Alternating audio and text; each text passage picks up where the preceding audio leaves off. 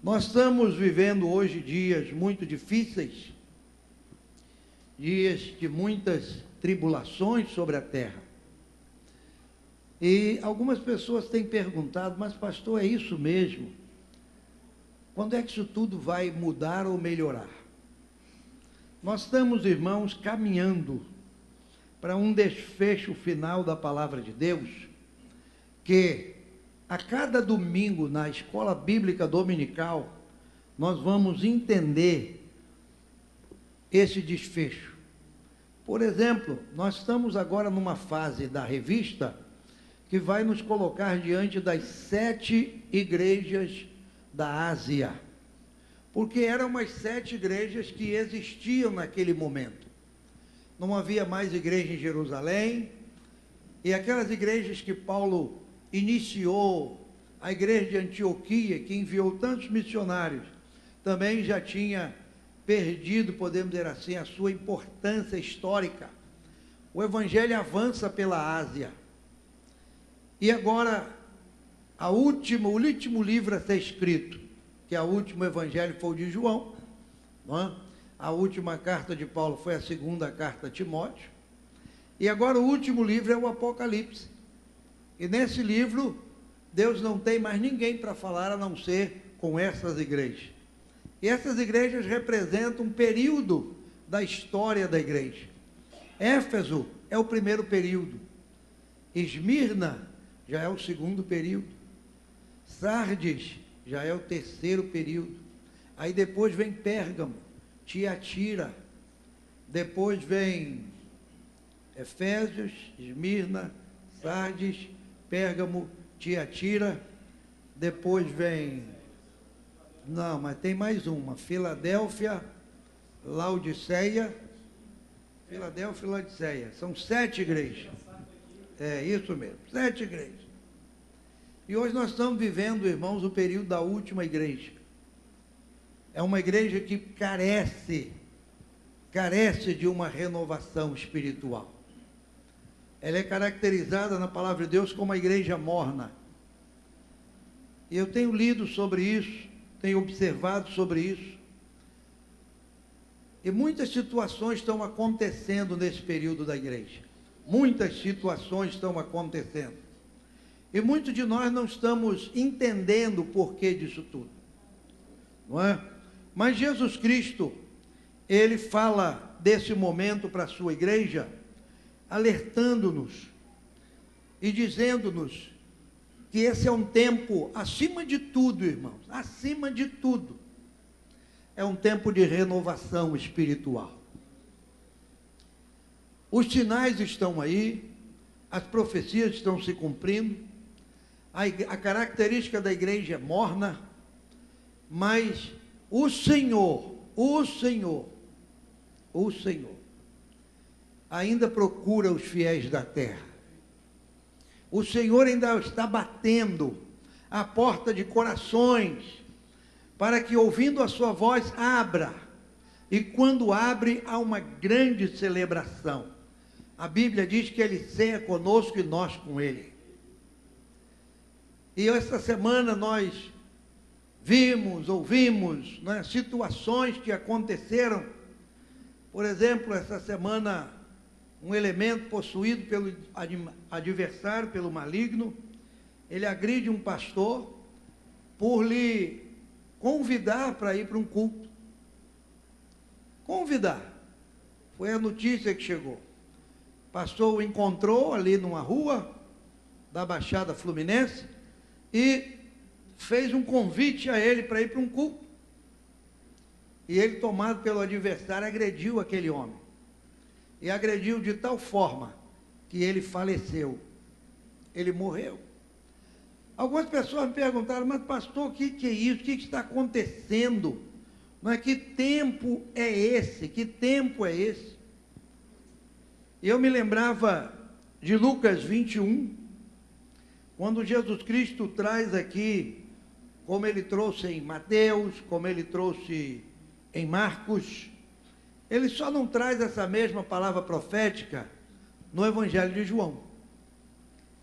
Jesus fala desses últimos dias, no Evangelho de Mateus, de Marcos e de Lucas.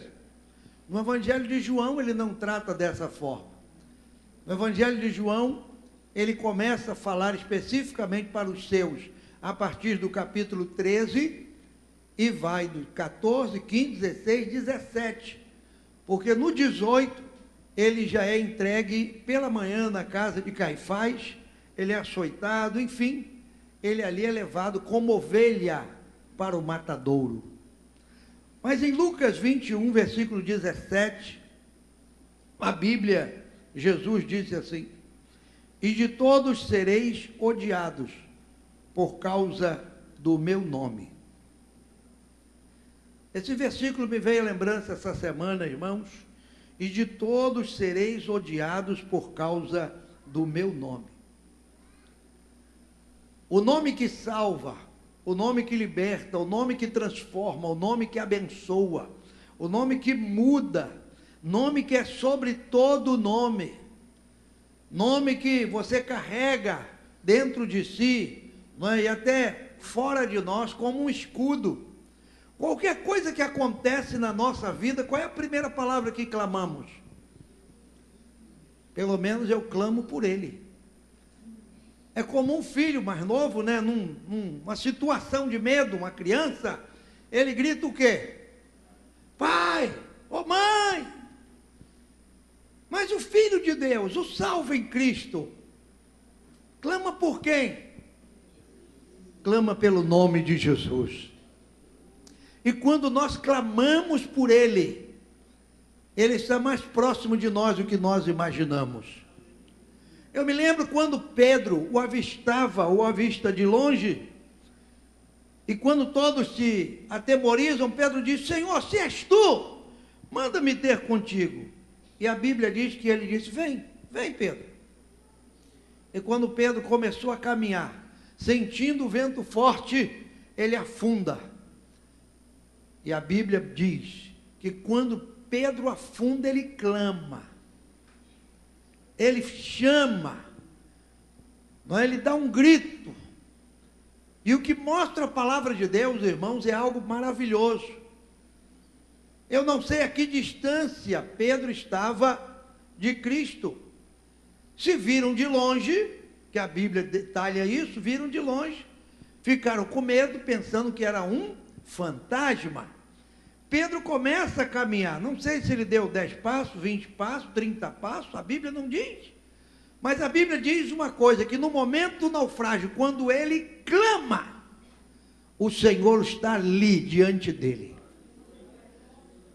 A Bíblia não diz assim, Pedro teve beber alguns goles d'água, ou Pedro se apavorou, e foi preciso os discípulos também gritarem, né, unirem ali, Senhor, socorre, não está vendo Pedro aí, Senhor, mais rápido. Não, não foi preciso. No momento do grito, o Senhor estava lá. Isso para dizer para mim, para você, que no momento em que você clama, Ele está diante de ti.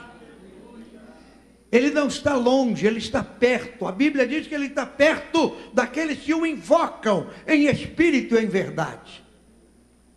Esse nome que salva, esse nome que liberta, esse nome que transforma, esse nome que abençoa, é também, irmãos, o nome e a razão pela qual seremos odiados.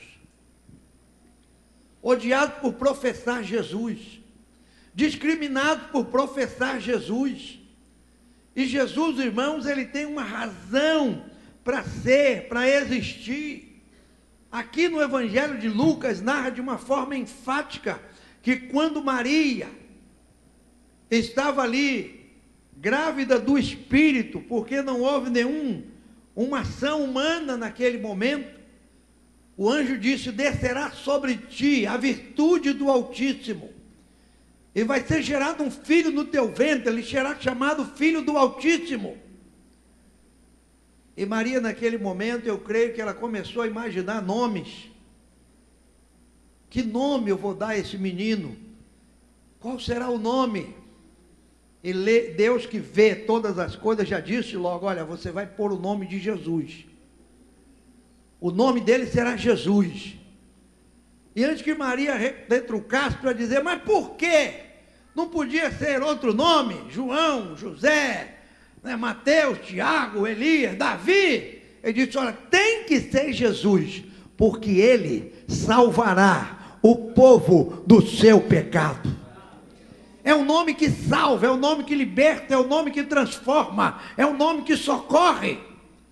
Mas é um nome que tem criado muito ódio. E Jesus nos advertiu sobre isso.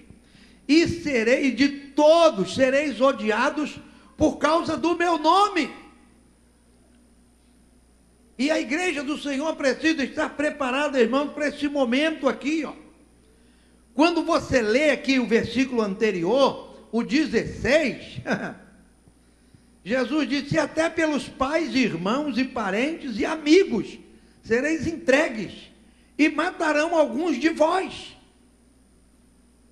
Jesus está falando aqui num momento em que os discípulos lhe perguntam, Senhor, que sinal haverá da tua vinda?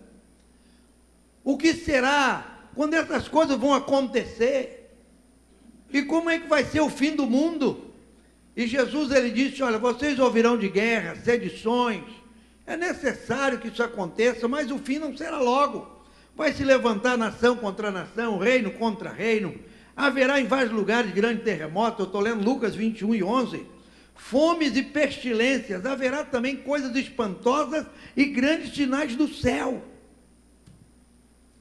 E tudo isso nós temos assistido, tudo isso nós temos visto. Mas até aqui está tudo bem. Mas ser odiado por causa do nome de Jesus, irmão, é como se fosse assim, chegamos ao limite. Chegamos ao limite. Parece que estamos voltando ao tempo da igreja primitiva. Quando a igreja começou em Jerusalém, os discípulos, eles passaram por todas essas situações de uma forma tão forte, já naqueles dias, que a expectativa que se criou na igreja primitiva era que Cristo estaria voltando naqueles dias. Porque foi muito forte a perseguição. Estevão foi o primeiro mártir da igreja. Lá em Atos capítulo 6, a Bíblia diz, não é, que Estevão dava testemunho com ousadia, enfrentava os líderes religiosos com autoridade. E ele foi o primeiro a experimentar ser odiado e ser morto pelo nome de Jesus. Ele viveu isso na pele. A Bíblia narra no livro de Atos essa situação. Estevão foi apedrejado. Lá em Atos 12, Herodes, para fazer ali aquela graça com os judeus que se levantaram contra a seita, contra o novo caminho, não é? Porque os cristãos foram chamados, os seguidores de Cristo foram chamados de cristão, lá em Atos 16. Até então ninguém chamava ninguém de cristão, eram seguidores, ou os do caminho, era uma nova seita. E aí Herodes prende Pedro e Tiago, não Tiago, irmão do Senhor, um outro discípulo chamado Tiago. E aí mata Tiago, reserva Pedro para o dia seguinte, e você sabe onde estava a igreja, orando, intercedendo, clamando, e naquela noite, milagrosamente, Pedro foi salvo daquela prisão. O Senhor o tirou daquele lugar. Irmão, dentro desse contexto aqui, de perseguição, de tribulação, de ódio pelo nome de Jesus, qual é a posição da igreja hoje? Abra Atos capítulo 2. Atos dos Apóstolos, capítulo 2.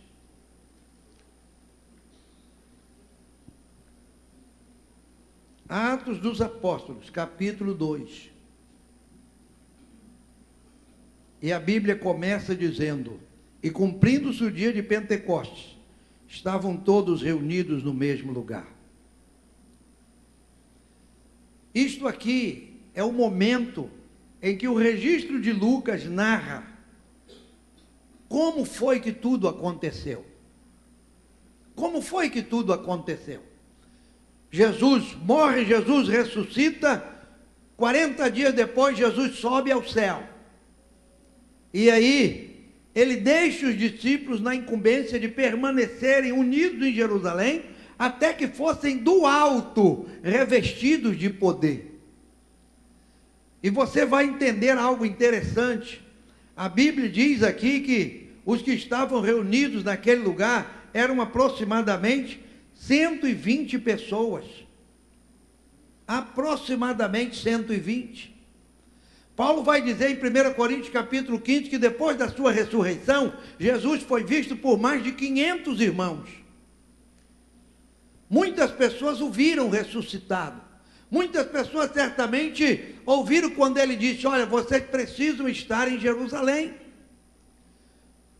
Mas quando leio isso aqui, olhando a situação da igreja, eu percebo que o que aconteceu aqui acontece comigo hoje. As lutas, o trabalho, as dificuldades, as situações da vida nos impedem muitas vezes de estar no lugar da bênção. Às vezes a gente diz assim, tinham 120 em Jerusalém, quase, aproximadamente. Não foi um número exato. Muitos faltaram nesse dia, muitos não puderam vir nesse dia. E é exatamente assim que acontece hoje, sabia disso? Não tem aquele dia que alguma coisa nos impede, nos atrapalha. Naquele dia em que, de repente, sabe, situações acontecem e você não vem. E quando você não vem, algo de extraordinário sucede na presença de Deus, na casa de Deus, no meio do povo de Deus. E alguém te conta: irmão, você faltou ontem. Rapaz, olha, ontem foi algo maravilhoso. Ontem Deus fez, meu Deus, mas logo ontem, por que eu faltei?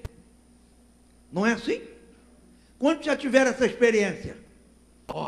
Não é? Exatamente no dia em que você falta, alguma coisa acontece.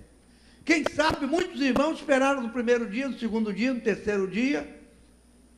Havia uma promessa da parte de Deus. E eles precisavam estar juntos. E quem esteve ali naquele cenáculo? Quem esteve ali?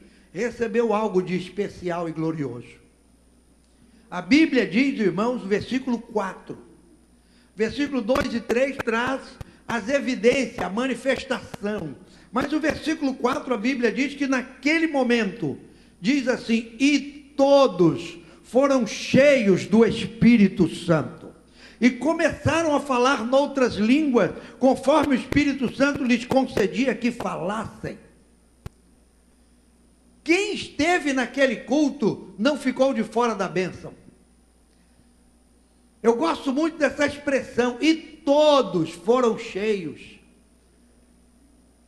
Ali havia mulheres, ali havia discípulos novos, estava ali naqueles dias ali, Matias, que foi escolhido ali no lugar de Judas, não é?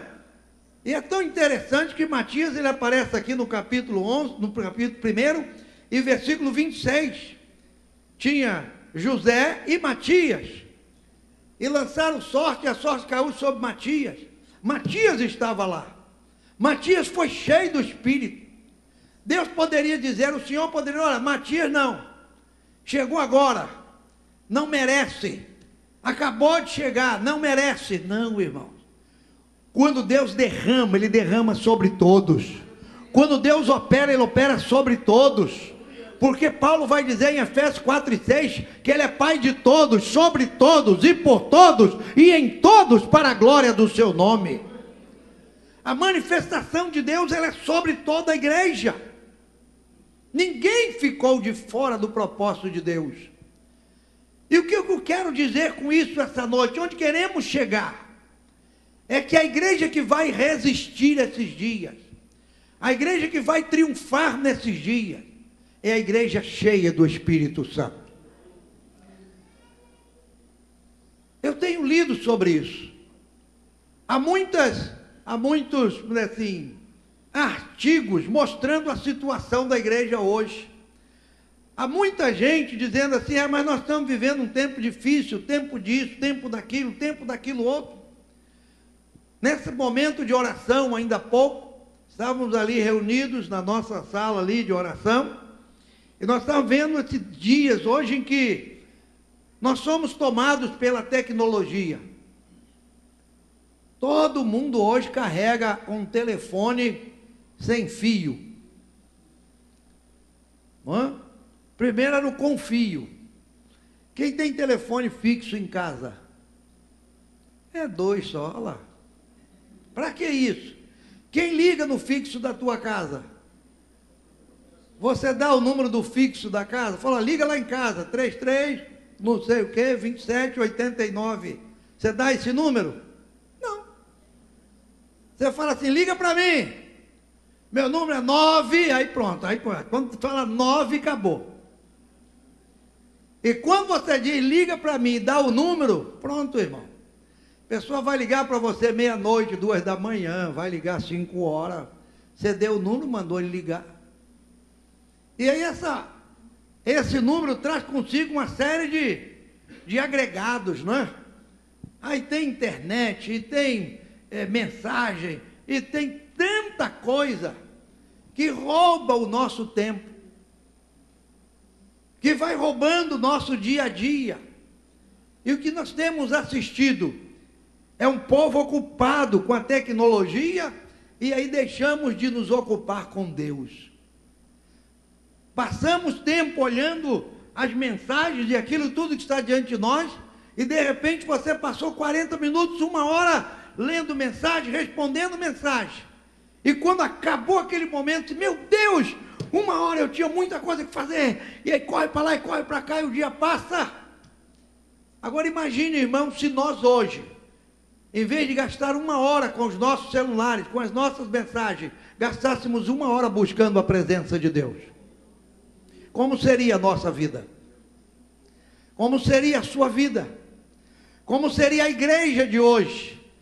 Não teríamos crentes fracos, nem crentes doentes, nem muitos que dormem, como diz Paulo em 1 Coríntios 11. Teríamos crentes vivos, ativos, abençoados, poderosos, cheios da graça, cheios da unção, cheios do fervor, porque o propósito de Deus é encher a todos.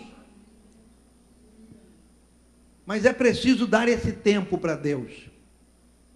Eu estava lendo esse texto aqui, e eu fico olhando para a Bíblia, e tentando achar alguma coisa. Eu digo, meu Deus, eles estavam ali no dia de Pentecostes reunidos. Eles passaram quantos dias ali esperando? Quantos dias? Você que está estudando aí, como é que é? Quantos dias? Não lembra? Aproximadamente 10 dias. Jesus ressuscita, passa 40 dias com os discípulos, andando, caminhando. O Pentecoste é o 50º, né? O dia 50. Depois da ressurreição, contou-se 50 dias. 40 Jesus andou com eles. E depois disse, olha, vai para Jerusalém. Então, aproximadamente 10 dias, eles tiveram que estar lá. Será que nós daríamos esses 10 dias para o Senhor? Dizer, Senhor, eu vou ficar aqui, enquanto tu não me encheres, enquanto tu não me batizares com o Espírito Santo, enquanto tu não me deres, sabe, porção dobrada desse Espírito, eu não me levanto da tua presença.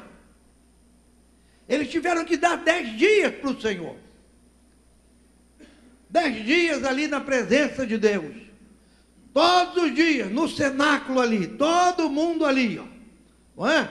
Todo mundo ali.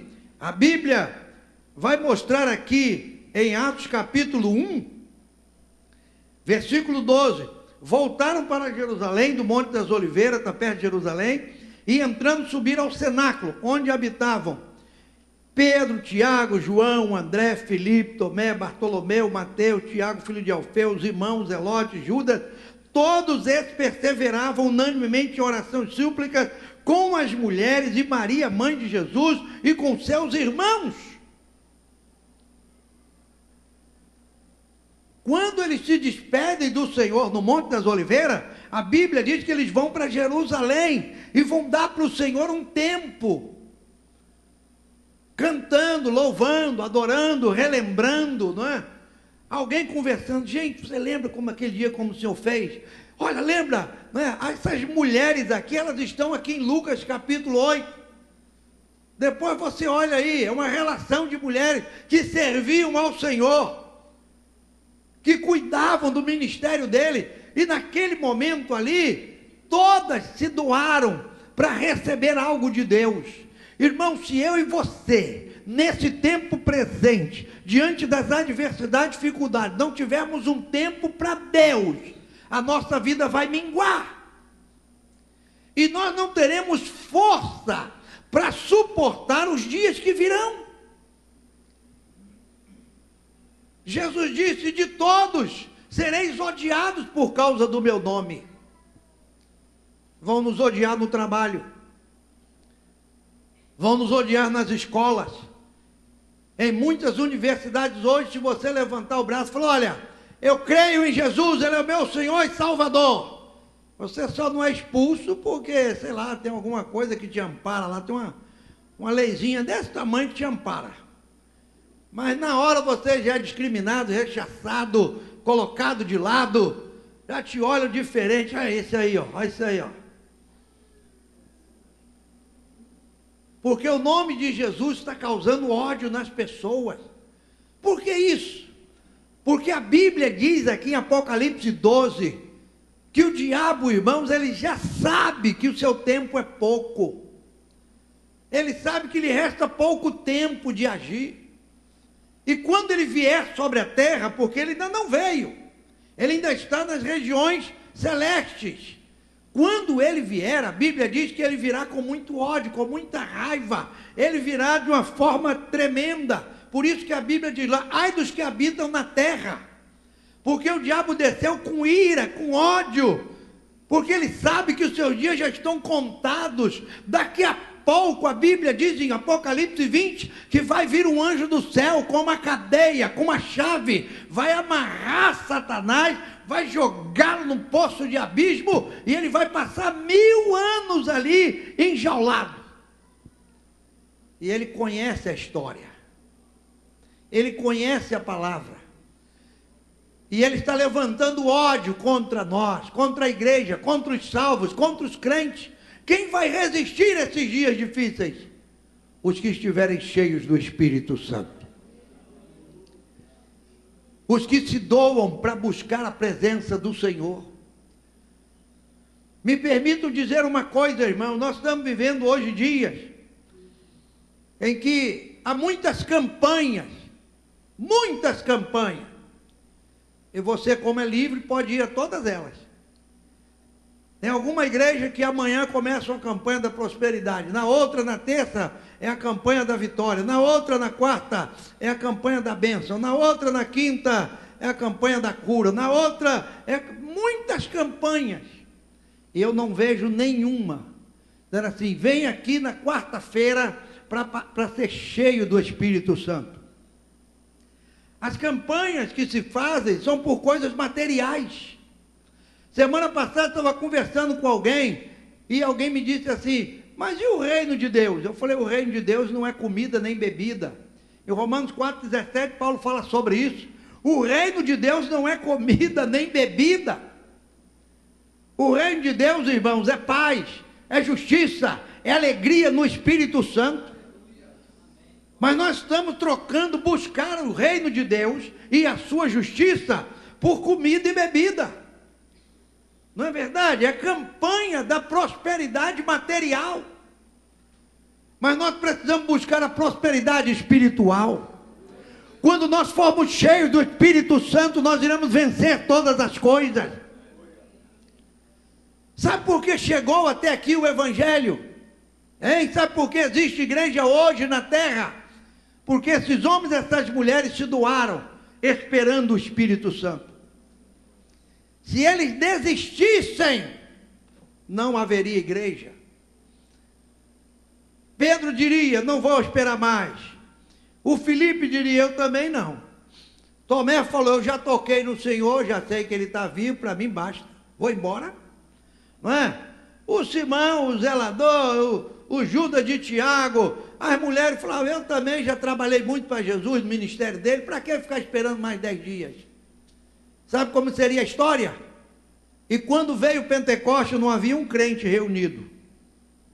E aí o Espírito Santo veio, olhou o lugar vazio, olhou para cá, olhou para lá, não achou ninguém, voltou e disse: ó, Senhor, tinha ninguém lá embaixo não.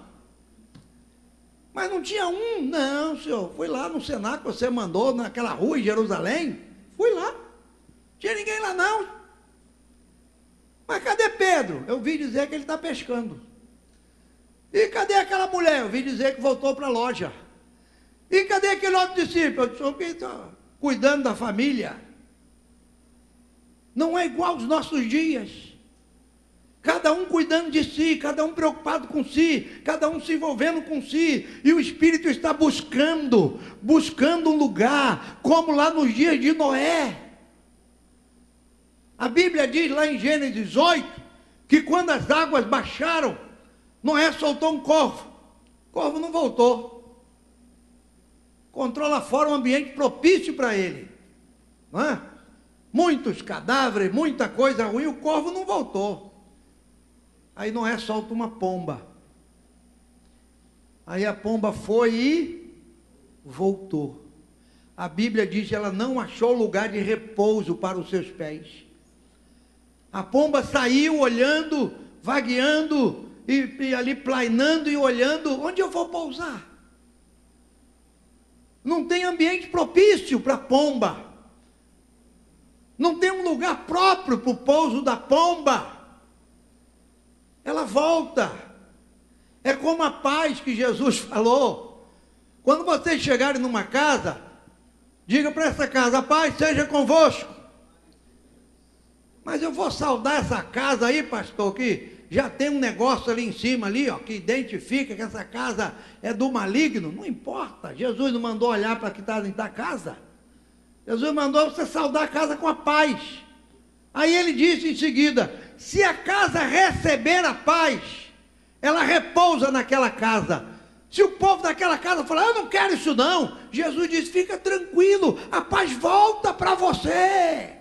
Ela não vai ficar vagueando não. Assim é a ação do Espírito. Quando nós não damos lugar, irmão, se você não dá lugar, o outro dá. Enquanto você não quer, o outro quer. Enquanto você não busca, o outro busca. E quem busca, quem ouve, quem abre, ele está entrando, ele está celebrando, ele está renovando, ele está abençoando, ele está fortalecendo crentes para esses dias.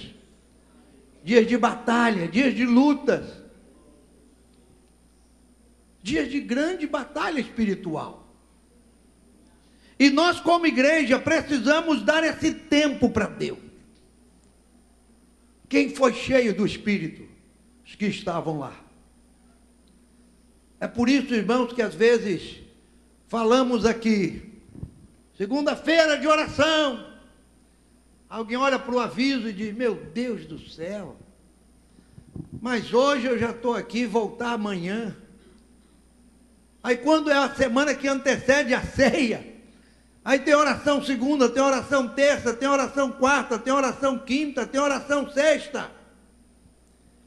E a pessoa diz, meu Deus do céu, eu vou morrer de tanto orar? Quer que eu morra?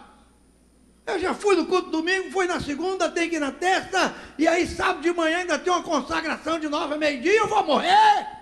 Irmão, pior que tu não morre não. Em vez de tu, sabe o que é que morre se você vier orar? Sabe o que é que morre? Morre a nossa natureza velha, morre a nossa carne, morre o nosso eu, e renasce uma nova criatura dentro de você, cheia do Espírito, cheia da autoridade de Deus, cheia da graça de Deus, para suportar os dias maus que virão. E é disso que nós precisamos hoje. De uma igreja que busque a presença de Deus sobre a sua vida. O apóstolo Paulo, ele falando aos Efésios, ele disse, num daqueles versículos, no capítulo 4, remindo o tempo, por quantos dias são maus.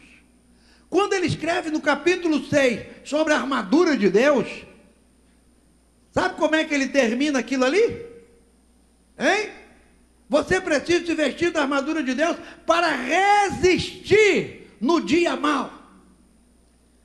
Não é simplesmente para ser, sabe, cheio e ficar, não, eu tenho isso, eu tenho aquilo, eu tenho capacete, eu tenho escudo, eu tenho espada, eu tenho o calçado da salvação, e eu vesti a couraça da justiça, eu estou preparado. Mas para quê?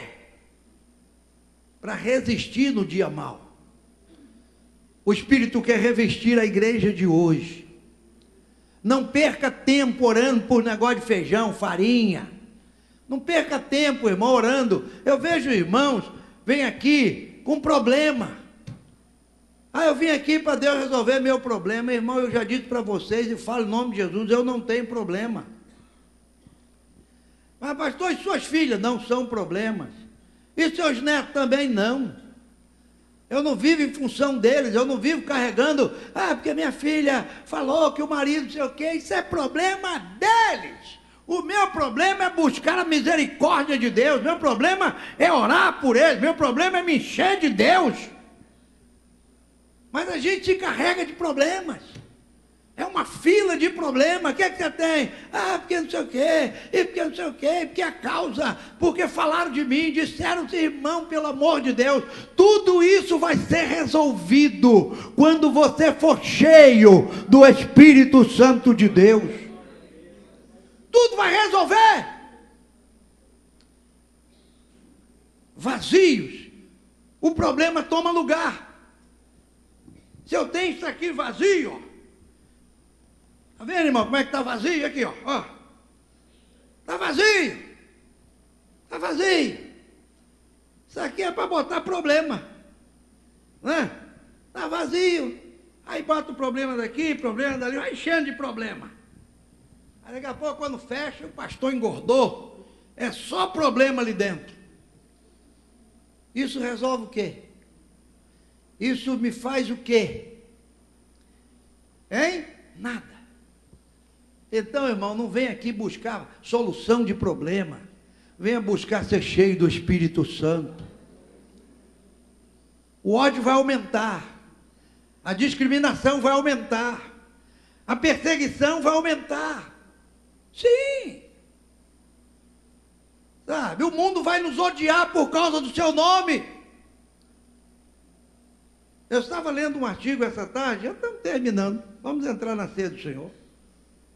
Estava lendo um artigo essa tarde de Rubem Amorese, um homem de Deus, e ele falando o seguinte: se você prestou atenção no ano passado, no início desse ano, as grandes religiões, catolicismo, judaísmo, islamismo, cristianismo, diferente do catolicismo, as igrejas,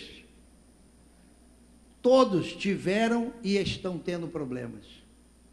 Problemas morais, problemas de financeiro, problemas espirituais, divisão, tem uma série de coisas acontecendo. E você olha para esses grupos, quem está buscando o Espírito Santo? Quem está pedindo a graça de Deus? Estamos buscando solução de problema. Pastor, eu estou 2 meses desempregado. Eu acho que eu vou morrer. Você tivesse vindo esses 2 meses buscando a Deus, a sua situação era outra. Pastor, lá em casa está um vento, um negócio, ninguém está entendendo nada. Eu fico chorando o dia todo, eu não entendo, não tem solução. Vai para o pé do Senhor, diga: Senhor, me reveste, me dá autoridade, me dá unção, me dá do teu Espírito, me batiza com o Espírito Santo, me enche de autoridade do céu. Quando você se levantar da oração, meu irmão, você levanta a mão dentro da tua casa e fala: Satanás, some daqui. O problema é que vazio não tem autoridade, vazio, sabe? O inimigo sabe que estamos vazios, e ele nos acua, ele nos amedronta. Aí ele vai fazer como um fantasma.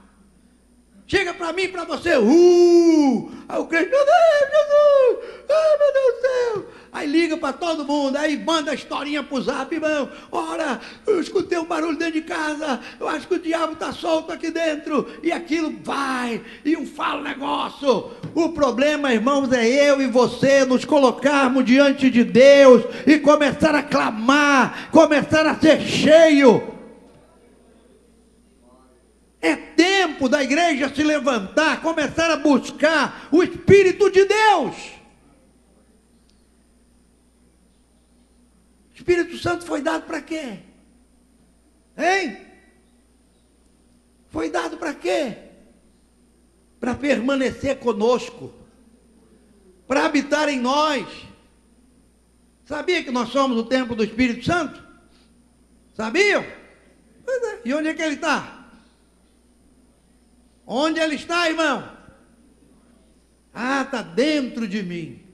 E aonde ele está? Eu quero saber se você sabe onde o Espírito Santo está dentro de você. Não, eu sei que ele está aqui dentro, mas aonde?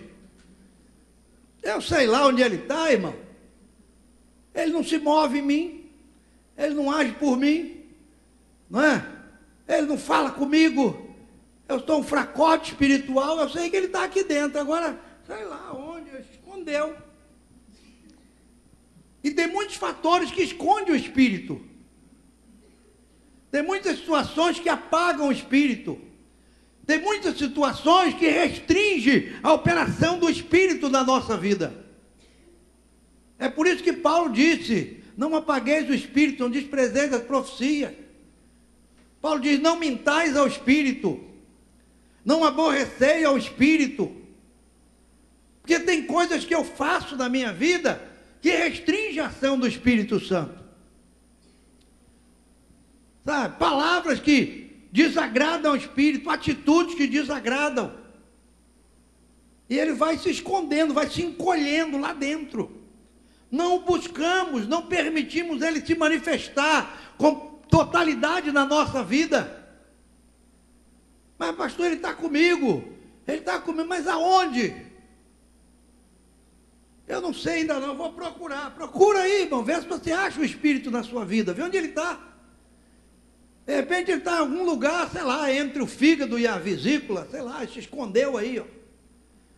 Achou um canto aí, se escondeu, está aí, quieto. É tempo da gente começar a dizer: Espírito, eu preciso de Ti. É tempo de clamar ao Espírito. Vamos ficar de pé na presença de Deus.